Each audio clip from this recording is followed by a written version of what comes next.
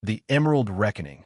It was a late summer afternoon in Harmontown, North Carolina, a place where history clung to the brick buildings like ivy and tradition whispered from porch swings and church bells. The kind of town where strangers still waved, but not always with kindness. Janelle Warren, a systems architect and one of the keynote speakers at the Harmontown Tech Forum, walked confidently down Ellison Street. She was tall, poised, and unmistakably dignified, her dark skin glowing under the golden hue of the late sun. Her hair was pulled into a neat twist, her cream blouse sleeveless and tucked crisply into tailored navy slacks. Around her neck, resting against her collarbone, was a delicate silver chain holding a radiant emerald pendant, a gift from her husband, Lionel. It wasn't just jewelry. It was a memory, a vow, a piece of her identity. She had just finished speaking on the ethics of artificial intelligence and its role in predictive policing. Her ID badge, still clipped to her leather tote, read Janelle Warren Systems Architect. As she rounded the corner of the block where the Harmontown Police Precinct sat, she passed a row of idling cruisers. Leaning on one was Officer Craig Ralston, 40-something, sun-reddened, with a salt and pepper buzz cut. His posture was lazy, but his eyes were sharp and narrow, always scanning, always judging. He sipped from a foam coffee cup and barely noticed the world until the light hit the emerald at Janelle's throat. That's when something shifted. He straightened. Maybe it was the way she didn't flinch when she walked by. Maybe it was how she didn't nod, didn't lower her gaze, didn't acknowledge his presence like the town had taught so many black residents to do. Or maybe it was simply the gleam of a woman who knew her worth. "Hey you," Craig barked, stepping off the curb. Janelle stopped. Her expression held polite confusion, but not fear. "Yes, officer." "That chain," he said, gesturing with his chin. "Where'd you get it?" Her brows furrowed. "It's mine. A gift from my husband." Craig stepped closer. "Funny. We just got a report of a woman matching your description. Stolen necklace. Expensive. Left a boutique 2 blocks down." "That's not true," Janelle replied, calmly lifting her ID. "I came from the municipal center. I spoke at the forum." Craig didn't even glance at the badge. "You people always have a story." "You people?" she asked, tone sharpening. "You know damn well what I mean," he sneered. "Thinking you're above being questioned. Walking around like you own this town, showing off stuff that doesn't belong to you." Janelle's pulse ticked up, but her voice stayed level. "I earned every inch of this, and I'm not afraid of you." Craig's face twisted. "You will be." He grabbed his radio. "Got a suspect for questioning. Possible theft. Woman's uncooperative." "You have no right to detain me," Janelle said. "You haven't shown probable cause." Craig stepped in her space. "This is my street. That's all the reason I need." He pulled out the cuffs. "Hand where I can see them." Janelle raised her hands, jaw clenched. "You're abusing your power. You're making a mistake that will define your career." He yanked her wrist, twisting it without care. "The only mistake is you thinking you're special." A small crowd had gathered. Some filmed. Others whispered. A teenage girl raised her phone, catching the moment the cuffs clicked shut, and Janelle winced. "You're humiliating yourself," she hissed. "And me. And you'll answer for it." He shoved her into the cruiser. "Get used to the back seat. It fits your kind." But as he slammed the door, Janelle reached into her pocket and pressed a hidden emergency button on her phone, a live call to Lionel. 3 blocks away, Captain Lionel Warren left the city council meeting and felt his stomach drop as his wife's voice came through the earpiece, followed by Craig's. By the time Craig dragged Janelle into the precinct like a trophy, Lionel was already on his way. Inside, Officer Kim Tran looked up from the front desk. "What's this?" Craig shrugged. "Suspicion of theft. No receipt. Bad attitude." "Did she resist?" Kim asked. "She resisted by talking," Craig scoffed. "Standing there like she was better than me." Janelle sat in a holding cell, silent but regal, wrists bruised. She didn't scream. She didn't cry. But she was listening, and she knew Lionel had heard everything. Minutes later, the front doors of the precinct burst open. Captain Lionel Warren didn't run. He didn't shout. He simply walked, each step a storm contained. The room fell silent. Officers froze. Craig looked up, confused. Captain, I didn't know. You didn't know she was my wife? Lionel asked. Shouldn't have to. You didn't ask her name. Didn't ask for ID. You saw a confident black woman and decided that was enough to presume guilt. There was a report. There was no report, Lionel snapped. I checked dispatch. Craig blanched. You humiliated an innocent woman because she dared to exist without apology, Lionel said, voice low and searing. That is not suspicion. That is bias. That is abuse. The officers in the room stared, some in shame, others in awe. Craig looked smaller by the second. I should fire you, Lionel continued. But my wife wants something different. Janelle stepped from the cell, calm as ever. You don't need to lose your badge, Officer Ralston. You need to lose your ignorance.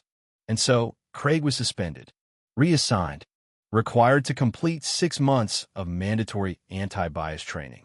No field work, no badge, no gun. Weeks later, Craig sat in a cold circle of folding chairs inside the Bias Accountability Program. His posture was defensive, but his eyes betrayed something deeper, confusion, maybe regret. My name is Craig, he mumbled. I detained someone because she made me angry. Dr. Marla Sandhu, a sharp-eyed therapist in her 50s, leaned forward. Why? He swallowed. Because she didn't look afraid. Because she looked like she belonged. And you thought she didn't? Silence. Session after session, Craig listened to stories from men and women whose lives had been shattered by profiling, mistaken arrests, and public humiliation. Each tale chipped at his armor. Each word was a mirror. Eventually, he wrote a letter. A real one.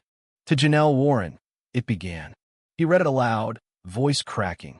He admitted to everything: the power trip, the lie about the report, the jealousy, the need to reassert control. And when he looked up, no one applauded. But no one looked away either. Dr. Sandhu nodded once. That's a beginning. Months passed. Craig stood outside schools, handing out flyers about your rights when stopped by police. Some parents ignored him. Some muttered, but others stopped. A mother with 2 kids asked, Do you even remember the people you hurt? I do now, Craig replied. Spring bloomed again. At a precinct dinner celebrating community reform, Lionel and Janelle arrived together. She wore a green dress emerald, like the necklace that had once sparked it all. Craig stood at the edge, unsure if he belonged. Then Lionel nodded at him, and Janelle approached. I've heard about your work, she said. I'm trying, Craig replied. Trying isn't enough, she said. But it's something. You took something from me, she added. But if you keep building, maybe someone who looks like me won't have to wonder if they're in danger when someone like you walks up. Craig nodded, eyes glassy. I'll keep building. Years later, a plaque was placed near the precinct entrance, in honor of the voices who demanded better. Every morning, Craig passed it not to remember who he was, but to ensure he never became that man again. And beneath those etched words, space remained waiting for more names, more stories, more reckonings to come. The plaque became more than a symbol, it became a checkpoint. Every time Craig Ralston passed it, he didn't see metal. He saw memory. The memory of a woman who refused to be broken. The memory of the day his illusion of power met the truth of consequence. He had once believed accountability would be the end, but it turned out to be the beginning, an uncomfortable, necessary one. 6 months after his suspension ended, he was allowed to return to desk duty. Not enforcement, not patrol, just reports, data entry, and processing requests from citizens, most of whom didn't want to see his face. He understood why. It wasn't easy, sitting at the front desk with the same uniform he once abused. Now people eyed him with justified skepticism. Some refused to speak to him at all, asking for someone else. Others stared long enough for him to feel like glass beneath a microscope. And still he stayed. One afternoon, a young man walked in wearing a hoodie with the hood pulled low and a pair of wireless headphones around his neck. He approached the desk slowly, cautiously. I need to file a harassment complaint, he said. Officer Braxton. On Main. Craig didn't flinch. He reached for the form. The boy paused, eyeing his nameplate. You're the one who arrested that woman for no reason, right? Craig looked up. Yes. There was a long silence. Are you still a cop? Craig nodded once. Yes, but not the same kind. The boy stared a second longer. Okay, he said quietly, just making sure someone sees it different this time. That moment stayed with Craig for weeks. Not because it was forgiving, but because it was a test. One of hundreds. Meanwhile, Janelle had become something of a local name not because she wanted to, but because people couldn't forget. She didn't do interviews. She didn't lead protests. But she kept showing up. School boards, council meetings, city tech forums. Every appearance was a statement. You didn't silence me. She launched an initiative called Code for Justice, a nonprofit dedicated to auditing AI systems used in law enforcement. With her background in systems architecture, she began uncovering patterns of algorithmic bias tools meant to predict crime that instead reinforced racial stereotypes. It shook Harmontown. The data showed what many had long felt, that the system wasn't broken. It was working exactly as designed for the wrong people. Even Captain Warren faced heat from inside the precinct. You're letting your wife politicize law enforcement, one deputy grumbled behind closed doors. She's not politicizing it, Lionel replied coolly. She's making it honest, something this department should have done decades ago. He wasn't alone in his support. Officer Kim Tran, Officer Ellis, and several new recruits joined efforts to reform internal procedures, changing how stops were documented, how complaints were reviewed, and how disciplinary actions were recorded and followed through. But it wasn't just about structure. It was about culture. And culture, as Craig learned, is the hardest thing to change. He started mentoring rookies not just on policy, but on perception. If you can't separate fear from bias, he told them, you have no business wearing a badge. Sometimes he shared his story. Sometimes he didn't. But his presence alone sent a message. He was the cautionary tale. The man who came back, not because he was welcome, but because he earned the right to keep trying. Janelle saw it. Not every day, not up close, but enough to notice the difference between performance and purpose. One evening, she was invited to speak at Harmontown High for a student panel on justice, technology, and voice. She hesitated at first, still wary of turning her personal trauma into a public curriculum, but eventually agreed. The gymnasium was full. More than students. Parents. Teachers. Officers. Even Craig. He stood quietly at the back, not announced, not acknowledged. Janelle took the stage. She wore the same emerald pendant. Not as a wound, but as armor. I used to believe dignity was something you earned, she began.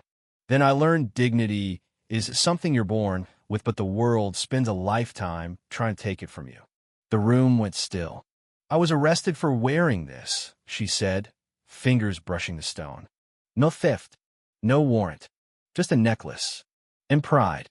She told the story plainly. No drama, no self-pity. Then she paused. And the man who arrested me is here tonight. Heads turned. Craig lowered his gaze, but didn't leave. He's not here as a villain, she continued. He's here as a mirror, to remind us that change is possible. But only if we confront what we've done and who we've been allowed to be. Applause followed. Not thunderous, but real. After the event, Craig approached her. Thank you, he said, for not burying me. Janelle looked him in the eye. I didn't do that for you. I did it for every girl in this town who will walk alone tomorrow and know her truth matters more than your suspicion. He nodded. Understood. They didn't shake hands. They didn't need to. That night, Craig returned home and opened a blank notebook. On the front cover, he wrote 4 words. Accountability is not absolution. He would live by that. Years later, when Captain Lionel Warren retired, he requested no ceremony. But the city insisted. During his final speech, he stood on the steps of City Hall beside his wife, in front of a sea of uniforms and citizens. We came here to enforce laws, he said, but we stayed to change them. He glanced at Janelle. She nodded once, eyes shining. Then he turned to the crowd. You don't get to choose history, but you get to choose your role in it. This town chose reckoning, and now it chooses rebuilding. Across town, at that very hour, a new class of cadets stood inside the Harmontown Police Training Center. Their first slide of orientation didn't feature handcuffs or policy manuals. It featured the words, "If you fear the people you serve no one." And just beneath that quote, the plaque from the precinct had been duplicated and mounted to the classroom wall, in honor of the voices who demanded better, and in smaller letters beneath it, "And those who finally learned to listen."